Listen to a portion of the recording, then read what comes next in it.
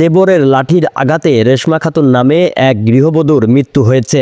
ঘটনাটি শৈলকুপা উপজেলার দিগনগর ইউনিয়নের রতনপুর গ্রামে। নিহত গৃহবধূ ওই গ্রামের হামিদ জোয়াদ্দারের স্ত্রী। ঘাতক নাহিদ জোয়াদ্দার গৃহবধূর সম্পর্কে আপন দেবর ভাবি।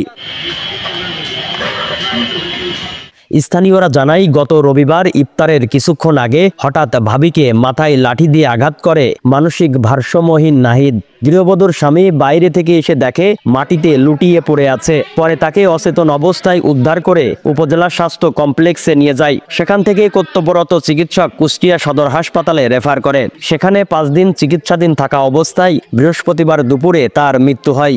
এই ঘটনায় পরিবার ও স্থানীয়দের মাঝে শোকের ছায়া নেমে এসেছে। পাশাপাশি জনমনে ব্যাপক চাঞ্চল্যের সৃষ্টি হয়েছে। সন্ধ্যা আগে এরা হচ্ছে 2 ভাই, হামিদ ভাই বড় আর নাহিদ ভাই হচ্ছে ছোট। এরা আপন 2 ভাই। নাহিদ হচ্ছে মাথায় সমস্যা, মানে মেন্টালি আর কি। এ দীর্ঘ সময় অসুস্থ থাকে, পাগলামি করে। তো এরা বড় ভাই বা আমার চাচা মনে হচ্ছে তেমন কিছু একটা বলে টলে না, ঠিক আছে। এই কায়দায় কাজকর্ম করে চলে, অ্যাবনর্মাল মতো। তো ওই দিন আমরা মাগরিব আজানে একদিন শুনলাম যে ওই ভাবি হচ্ছে রান্নার প্রস্তুতি নিচ্ছিল। ঠিক ওই সময় আছে ও আসে পিছন থেকে ওই একটা আঘাত করে, ঘাড়ে দিয়ে একটা শুনলাম মাথায় একটু আঘাত লেগেছে, ঘাড় দিয়ে একটা 5 আঘাত লাগে। তারপরে সঙ্গে সঙ্গে বড় ভাই হামিদ ভাই এসে আছে, লোকজন সহ আছে, সদরে ভর্তি করে।